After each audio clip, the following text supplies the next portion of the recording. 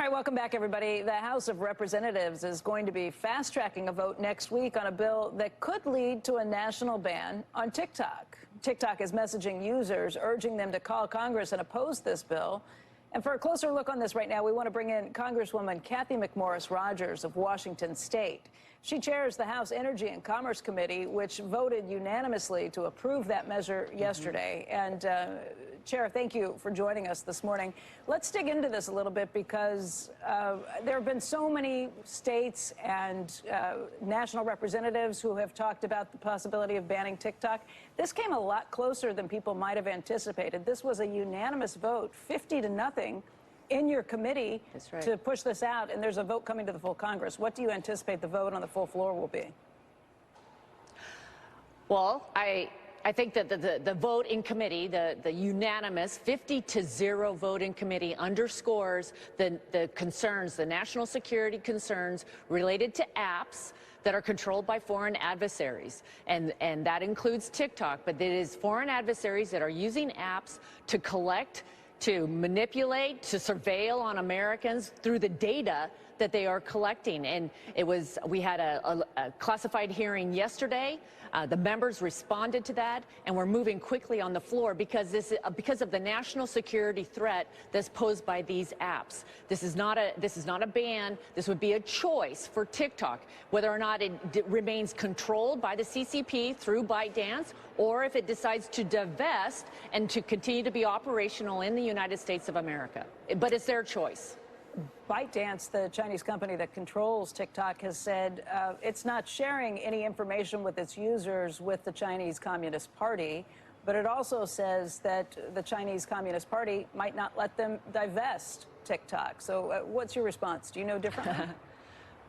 Well, the TikTok has repeatedly been caught in this lie that it is not controlled by the Chinese Communist Party through ByteDance. We know from internal recordings that from employees that are saying everything is seen by China. This is the way that China operates. This is the way that they treat their own citizens. They surveil on their own citizens, and they cannot be trusted to safeguard American data or to protect our American values like freedom. Congresswoman, it's hard to decide what to do. Everybody wants to allow corporations, even if they're not U.S. We don't want to ban corporations. We don't want to ban free speech. And TikTok very effectively has reached me with their ads now. They've got this cute little nun that's doing a bunch of good works that she needs TikTok to do that. Have you seen that? She's got, there's another one we're talking about, a neurosurgeon who lost his son in a drunk driving accident, and he's been able to reach people so that trying to make it, I mean, they're very smooth and sort of, I don't know if it's conniving, but is this the CCP tugging on my heartstrings to allow TikTok to remain so that we don't do anything about it? Well, just because they say it doesn't make it true.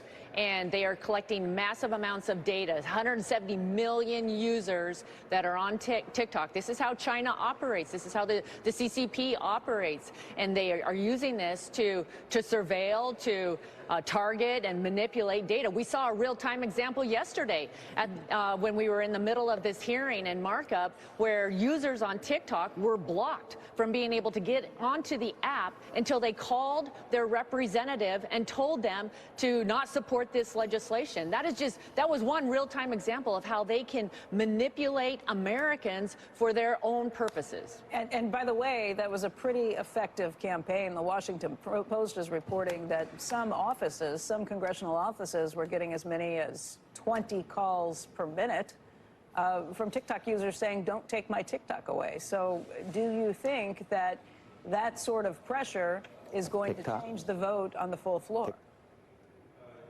Well, it was clear that they were able to weaponize their tool to motivate a lot of people to call. Many offices were saying that it was more calls than they'd ever received. But it just underscores how this can be used for their own purposes. And I would just this is not about targeting TikTok. This is about a national security threat.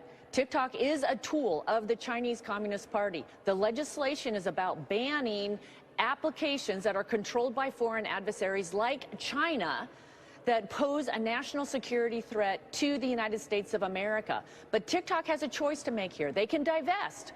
They can divest from ByteDance and continue to operate in the United States of America, or they can remain under the control of ByteDance and ultimately the Chinese Communist Party. Chair, let's just talk about this. It's not enough to get it past the House. Obviously, an impressive vote in committee, 50-0. But you need not only the House to vote on this next week, but then the Senate to come up with a similar law, or a similar bill, and then send the whole thing to the presidency. What are the odds that this is passed into law in the next 3 or 4 months? Well, our goal is to get this legislation onto the president's desk. There's been many bills introduced in the House and the Senate related to the concern about foreign adversaries that are collecting massive amounts of data, 170 million users, for example, through TikTok, and how they are using that data against Americans. Even last night, I was having conversations with senators on the House floor while we were watching the State of the Union related to how they also want to engage on this legislation because of the serious concern, the national security threat that poses when foreign adversaries are able to collect this kind of data.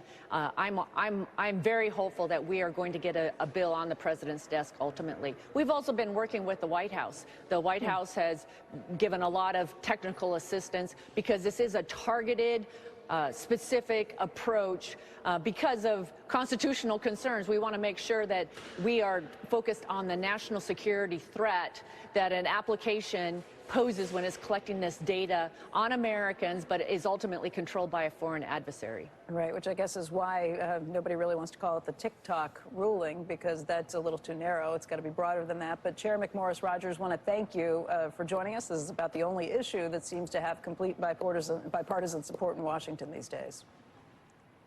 Good to be with you.